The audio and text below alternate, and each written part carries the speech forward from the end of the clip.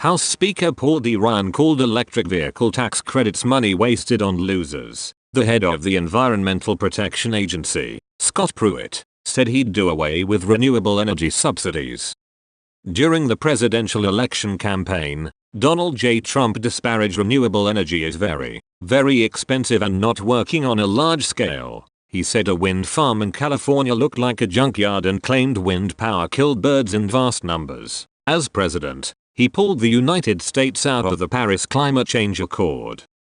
So it's no wonder that hardly anyone expected renewable energy subsidies to survive Republican tax reform. In the legislation the House of Representatives passed in November, Republicans drastically curtailed solar and wind power subsidies and put a stake in the heart of the tax credit for buyers of electric vehicles, all while preserving billions in subsidies for fossil fuels.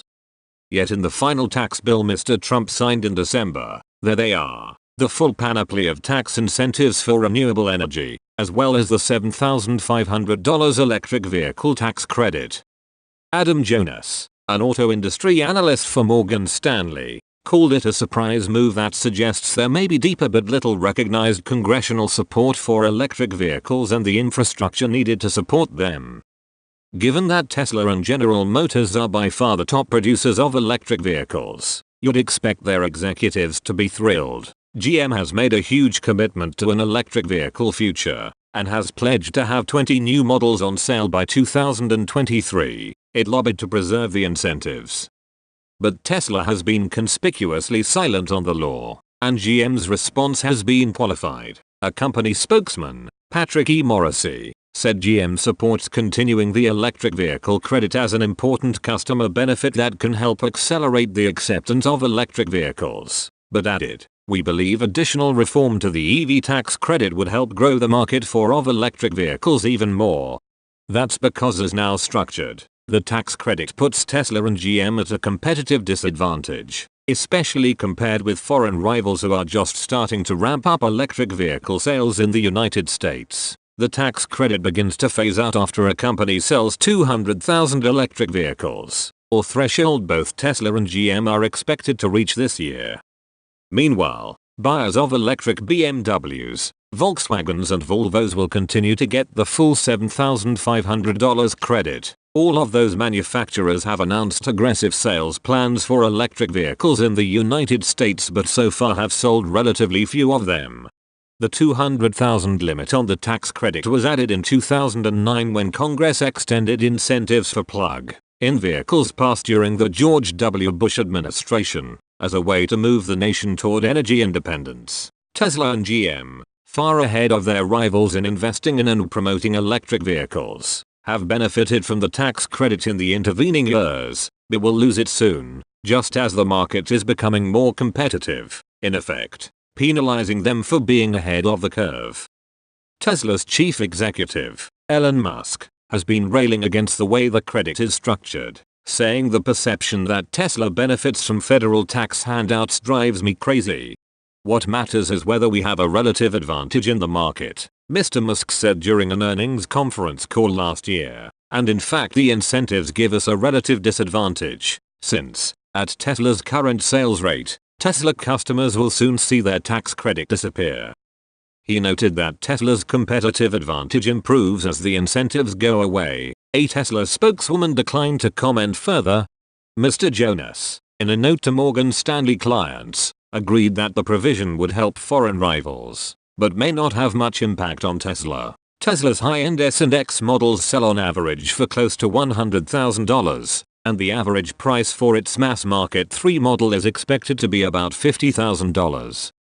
So the $7,500 credit as a percentage of the purchase price is relatively lower for Tesla than for the makers of other EVs in the market, such as the Chevrolet Bolt and Nissan Leaf, Mr. Jonas said. The Bolt costs $37,500, and prices for the Leaf start at just under $31,000.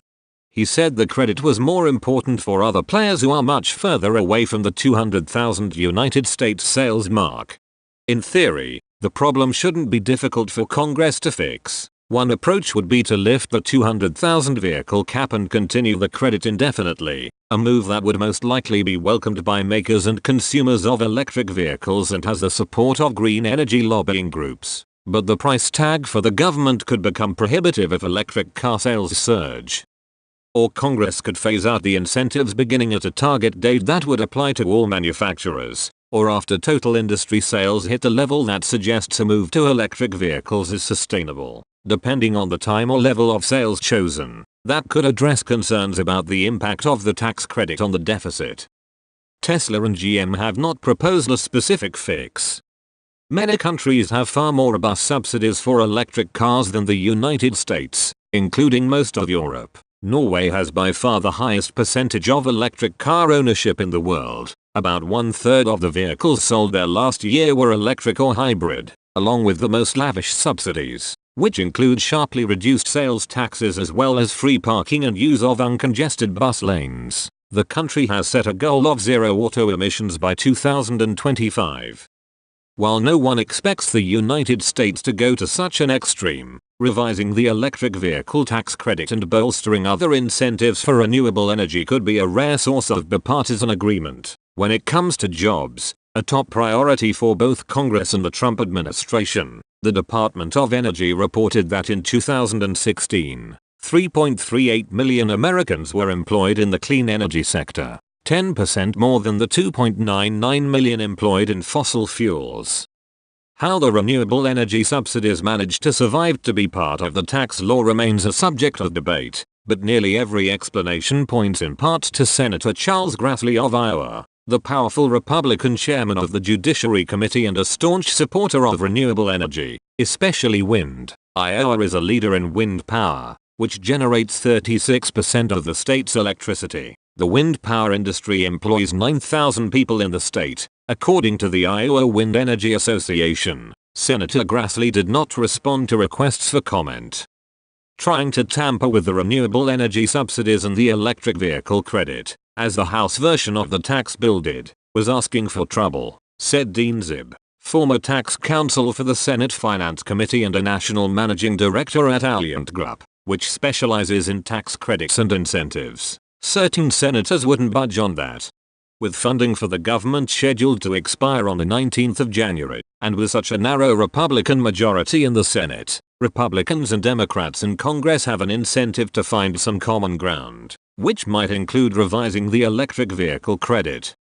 I've talked to quite a few people interested in green energy provisions, and my sense is that you could find quite a bit of bipartisan support in the Senate, Mr. Zib said. He noted that Senator Ron Wyden of Oregon, the ranking Democrat on the Finance Committee, is a passionate supporter of renewable energy and electric vehicles.